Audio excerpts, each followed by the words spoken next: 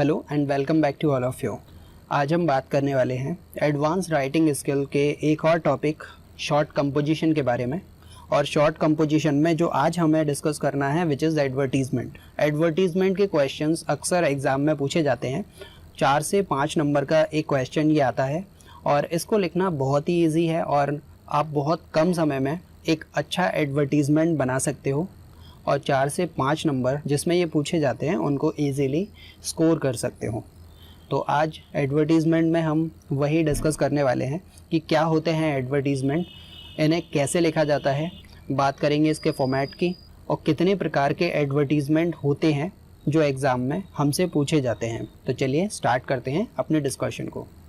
Talking about advertisement.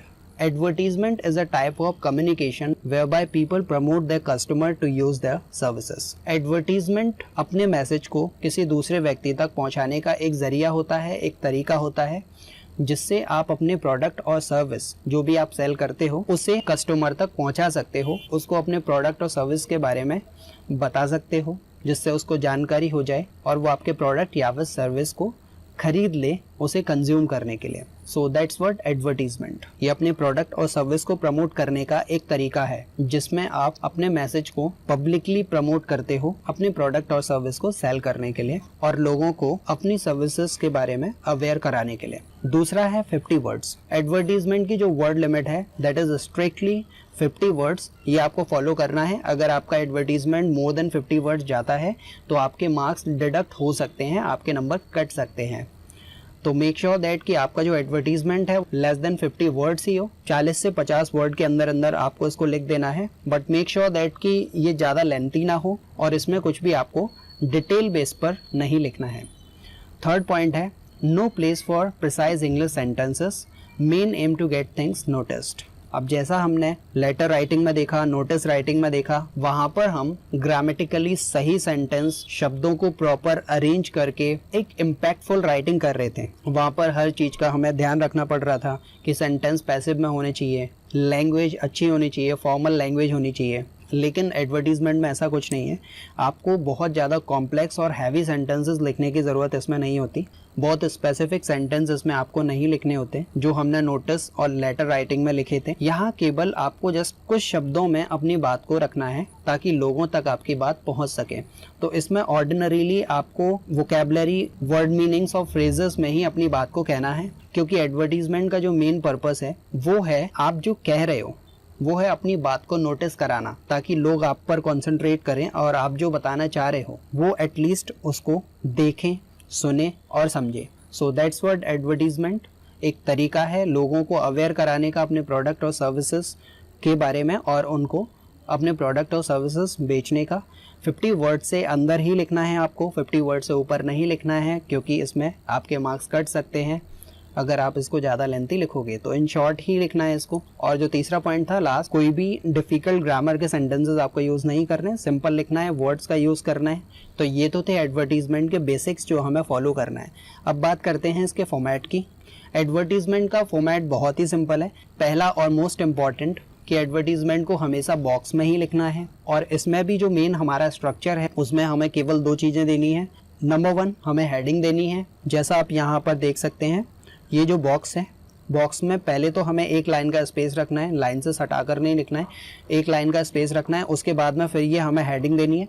इसके नीचे कोई अंडरलाइन नहीं करना है, आपको ऑल कैपिटल में ही लिखना है। और जब आप हेडिंग लिख देते हो उसके बाद में फिर से एक लाइन का हमें स्पेस देना है, छोड़ना है एक लाइन, और फिर आपको पूरा मेन बॉडी लिख देना है 40 to 50 वर्ड्स के अंदर अंदर, राइट। और जब आपका एडवर्टीजमेंट कंप्लीट हो जाता है, जब ये मेन बॉडी कंप्लीट हो जाती है तो उसके बाद में भी आपको एक लाइन छोड़ना है और फिर इसको यहाँ नीचे से क्लोज कर देना है। मेक श्योर दैट जो भी आप बॉक्स बनाते हो उसको 3 साइडेड ही आपको क्लोज रखना है ताकि बॉक्स ऑकवर्ड ना लगे कि कभी कभार बॉक्स छोटा हो जाता है, कंटेंट ज़्यादा हो गया या फिर कंटेंट ज़्यादा हो गया, बॉक्स छोटा पड़ गया। तो इसको 3 साइडेड ही क्लोज रखना है। Then after writing an advertisement उसे फिर आप वापस से पूरा क्लोज कर दीजिएगा। एडवर्टीजमेंट का जो क्वेश्चन एग्जाम में पूछा जाता है वो कभी 4 नंबर में या फिर कभी 5 नंबर में पूछा जाता है। तो 1 नंबर तो स्पेशली हमें इसमें हेडिंग का मिलता है। जो हेडिंग हम लिखते हैं उसका 1 नंबर होता है और जो मेन बॉडी है वो 4 नंबर में आती है। तो 5 नंबर का एडवर्टीजमेंट आता है। अगर एडवर्टीजमेंट 4 नंबर में आएगा तो उसमें अगेन 1 नंबर हेडिंग का होगा और 3 नंबर मेन बॉडी के होंगे। तो हेडिंग का हमें 1 नंबर मिलेगा, बाकी जो मार्क्स होंगे वो हमें मेन बॉडी के मिलेंगे। तो ये थे एडवर्टीजमेंट के कुछ बेसिक्स और उसका फॉर्मेट। अब हम कुछ एग्जाम्पल्स लेंगे और उन एग्जाम्पल्स को देखेंगे कि कितने तरीके के एडवर्टीजमेंट हमें एग्जाम में लिखने के लिए आते हैं, जिससे आपको डिफरेंट एडवर्टीजमेंट लिखने में हेल्प मिलेगी। तो चलिए आगे चलते हैं and let's talk about examples. तो हमारे पास में यहाँ पर एक सिचुएशन वैकेंट एडवर्टीजमेंट का एक एग्जाम्पल गिवन है। सिचुएशन वैकेंट का मतलब होता है कि किसी जगह कोई पोस्ट खाली होती है, कोई नौकरी खाली होती है। वैकेंट का मतलब होता है खाली जगह, राइट। वैकेंसी का मतलब होता है कोई जगह खाली है जहाँ पर किसी को रखा जाना है नौकरी के लिए। तो सिचुएशन वैकेंट वाले एडवर्टीजमेंट भी काफ़ी पूछे जाते हैं। इसमें हमें किसी भी पर्सन को नौकरी पर रखना है, उसके लिए हम न्यूज़पेपर में एडवर्टीजमेंट देते हैं। तो चलिए देखते हैं कैसे लिखेंगे हम इसको। एज यू कैन सी, जो सिचुएशन वैकेंट के एडवर्टीजमेंट होते हैं उसको ऑलवेज आप वांट से स्टार्ट करोगे, क्योंकि आपको किसी जॉब के लिए पर्सन की जरूरत है, आपको वो पर्सन चाहिए। तो इसीलिए हम यहाँ पर वांट से स्टार्टिंग कर रहे हैं। तो wanted an expert computer operator, एक कंप्यूटर ऑपरेटर की जॉब है सिटी ट्रांसपोर्ट ऑफिस में। तो वहाँ उस जॉब के लिए कंप्यूटर एक्सपर्ट की रिक्वायरमेंट है, जो कि एटलीस्ट ग्रेजुएट हो, और कुछ अदर पैरामीटर्स भी हैं जिनको हम इसको रीड करके समझेंगे। तो चलिए शुरू करते हैं इसको। Wanted an expert computer operator, एक एक्सपर्ट कंप्यूटर ऑपरेटर की ज़रूरत है, एक एक्सपर्ट कंप्यूटर ऑपरेटर की ज़रूरत है। अब कहाँ ज़रूरत है? फॉर सिटी ट्रांसपोर्ट ऑफिस में। तो सिचुएशन वैकेंट में हमें इस लाइन को ऐसे ही मॉडिफाई करते जाना है। अब मान लीजिए कंप्यूटर ऑपरेटर की जगह पर मैथ्स टीचर की जॉब होती, तो वांटेड एन एक्सपर्ट की जगह पर एक्सपीरियंस हो जाता, wanted an experience maths teacher in school, school का नाम लिख देते। तो ऐसे हम इसमें अपनी तरफ से भी चेंजेस कर सकते हैं। तो अभी हम स्पेशली बात कर रहे हैं कंप्यूटर ऑपरेटर की, जो कि एक्सपर्ट हो कंप्यूटर ऑपरेट करने में, और जो जॉब है वो कहाँ पर है? For city transport office. City transport office में वो जॉब अवेलेबल है। दूसरी इसकी रिक्वायरमेंट है क्वालिफिकेशन। क्वालिफिकेशन एटलीस्ट कैंडिडेट को ग्रेजुएट होना चाहिए, ग्रेजुएशन की हो। अब इसमें कुछ मेंशन नहीं है कि वो बीकॉम होना चाहिए, बीएससी होना चाहिए। अगर आपको इसमें लिखना है तो आप इसको लिख सकते हो, अगर नहीं लिखना तो आपने ये ग्रेजुएट लिख दिया, दैट्स इट। और एज भी यहाँ पर बता सकते हैं आप, 25 to 30 ईयर्स उसकी एज होनी चाहिए।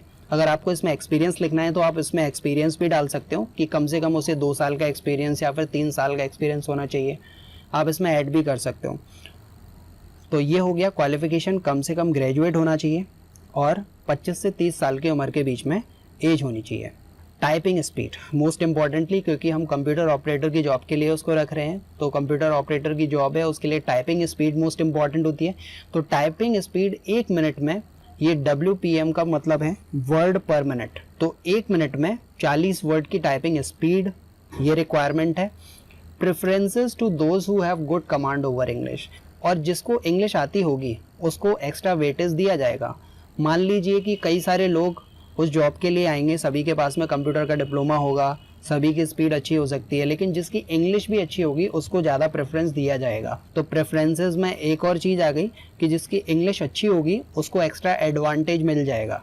अब ये तो हो गई सारी बातें कि कैंडिडेट के अंदर क्या क्या खूबियाँ होनी चाहिए। अब बात आती है सैलरी की। अगर कोई किसी काम को करेगा तो वो उसके पैसे लेगा। तो अब सैलरी, यहाँ पर एक वर्ड लिखा हुआ है negotiable. As you can see, negotiable एक वर्ड लिखा हुआ है।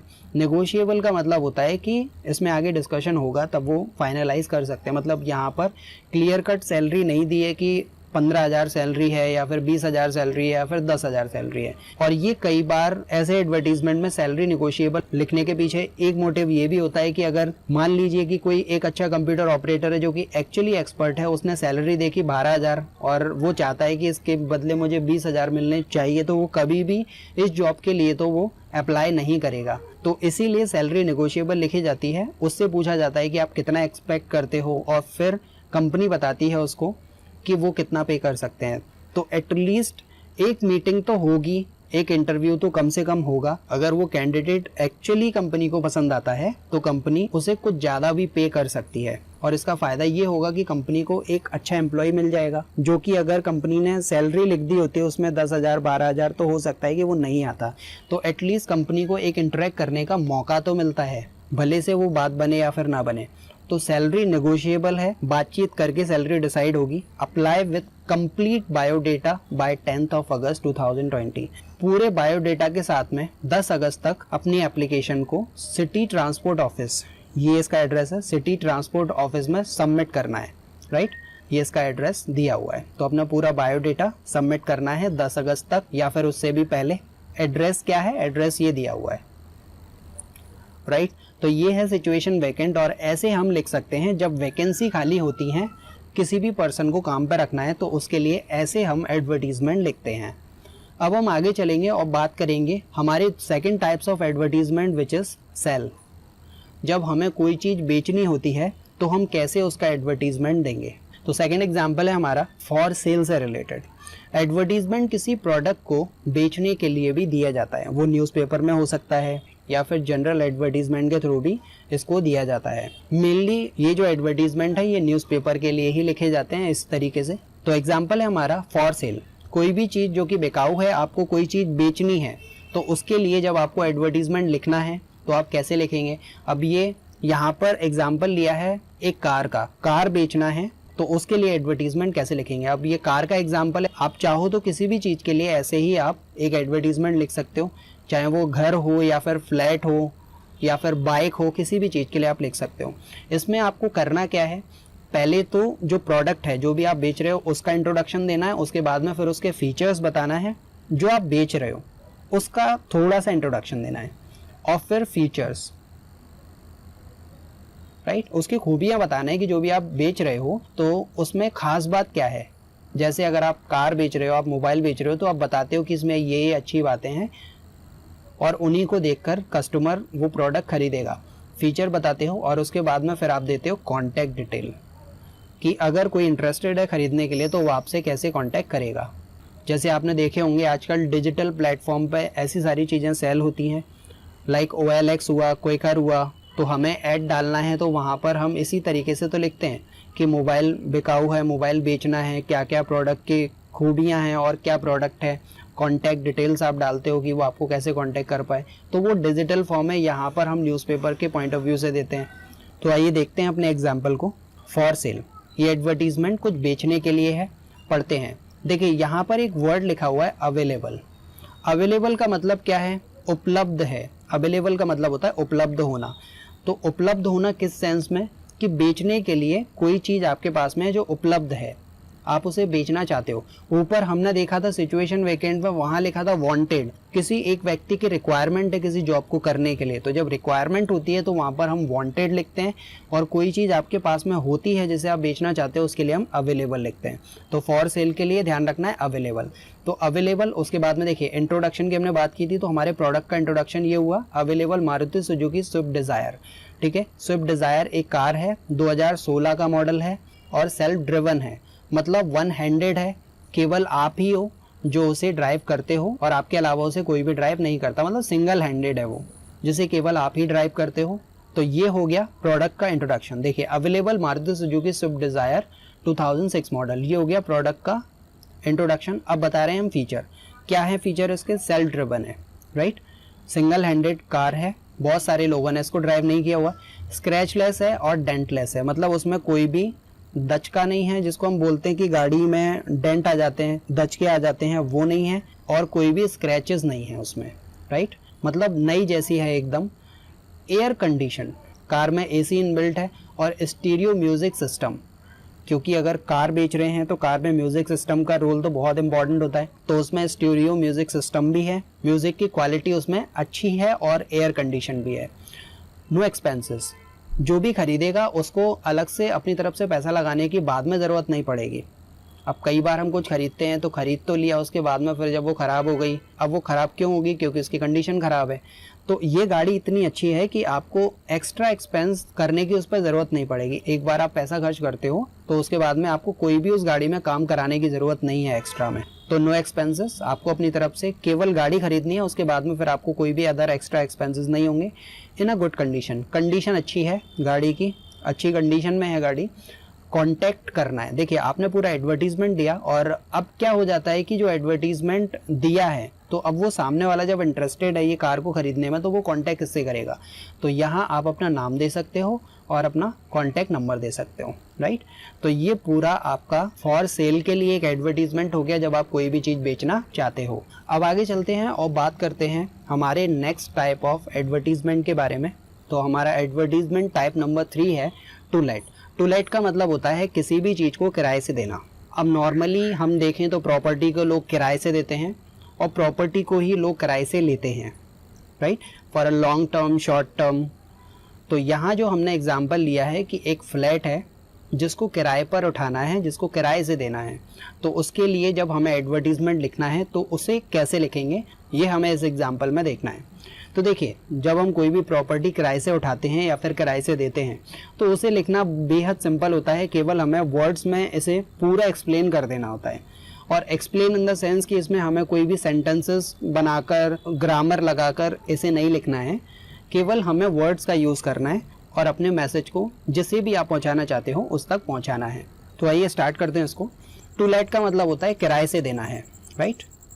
सिल्वर एस्टेट, सिल्वर एस्टेट मतलब एक बिल्डिंग है, काफ़ी बड़ी है, वहाँ पर सारे हाई क्लास या फिर अपर सोसाइटी के लोग ही रहते हैं। वहाँ उस बिल्डिंग में एक फ्लैट है जिसे किराए पर देना है। अब वो फ्लैट का मार्जिन क्या है, क्या स्पेस है उसका, 2 बेडरूम्स हैं उसमें, एक हॉल है, एक किचन है। देखिए सारे वर्ड्स में लिखा है हमने इसको, और ऐसे ही आपको टू लेट के एडवर्टीजमेंट लिखने हैं, और with attached toilet, right. 2 BHK का फ्लैट है, टॉयलेट भी इसके साथ में अटैच्ड है। स्पेशियस ड्राइंग रूम, स्पेशियस का मतलब होता है जिसमें बहुत ज़्यादा जगह हो, मतलब जो ड्राइंग रूम है काफ़ी बड़ा है, वेंटिलेटेड है, मतलब कंजस्टेड नहीं है, वो सारी खिचपिच उसी में होती है, वैसा नहीं है, काफ़ी बड़ा है ड्राइंग रूम और वेंटिलेटेड भी है, मतलब स्पेस इतना ब्रॉड है कि काफ़ी खुला हुआ स्पेस है। नेक्स्ट है डाइनिंग रूम, डाइनिंग रूम भी है उसमें। किचन हम ऊपर लिख चुके हैं तो इसको हमें दोबारा से नहीं लिखना है। रूफ, हाँ, जो फ्लैट है वो टॉप पर है, जिसकी वजह से क्या हुआ कि आपको छत भी यूज़ करने के लिए मिलेगी। मान लीजिए कि अगर कोई मल्टी है जिसमें 5 फ्लोर हैं, तो आपका जो फ्लैट है वो 2nd फ्लोर पर है, तो आपको छत जो है वो यूज़ करने के लिए नहीं मिलेगी। लेकिन यहाँ पर आपका जो फ्लोर है वो सबसे टॉप पर है, जिसकी वजह से आप छत को भी यूज़ कर सकते हो, राइट। तो ये आपके पास में एक एक्स्ट्रा एडवांटेज है। पार्किंग है, जिम है, school, hospital and railway station, जो बेसिक नेसेसिटीज़ हैं। अगर कोई फैमिली है तो फैमिली में बच्चों को स्कूल भेजना है तो पास में स्कूल भी हैं, तो आप वहाँ उन बच्चों का एडमिशन करा सकते हैं। हॉस्पिटल पास में है, रेलवे स्टेशन पास में है, राइट। तो ये बेसिक नेसेसिटीज़ के इंस्टीट्यूशंस हैं जो कि आसपास में ही हैं। अब इसका जो रेंट है वो अगर आप चाहें तो आप इसमें लिख सकते हैं, अगर आप नहीं भी लिखते तो एक वर्ड लिख दीजिएगा, नेगोशिएबल, मतलब बातचीत करके रेंट को तय कर लिया जाएगा, जो भी दोनों के अकॉर्डिंग सुटेबल रहे। और उसके बाद में फिर आपको देना है अपना कॉन्टैक्ट नंबर, जो भी उस एडवर्टीजमेंट को लिख रहा है। तो ये था टू लेट का एडवर्टीजमेंट, जिसमें हम कोई भी चीज़ किराए पर देते हैं। तो एडवर्टीजमेंट में हमने बेसिकली 3 चीज़ें पढ़ी। कोई चीज़ किराए से देना है, किसी चीज़ को बेचना है, या फिर कोई वैकेंसी है, वो खाली जगह है, वहाँ पर उस वैकेंसी को फिल करने के लिए हमें एडवर्टीजमेंट लिखने होते हैं। So that is it from the advertisement side. Hope कि ये आपको समझ में आया होगा और आप इजीली अगर एडवर्टीजमेंट एग्जाम में आते हैं तो आप उसे लिख पाएंगे। सो अभी के लिए इस वीडियो में इतना ही। Thank you very much for staying with me. Bye bye.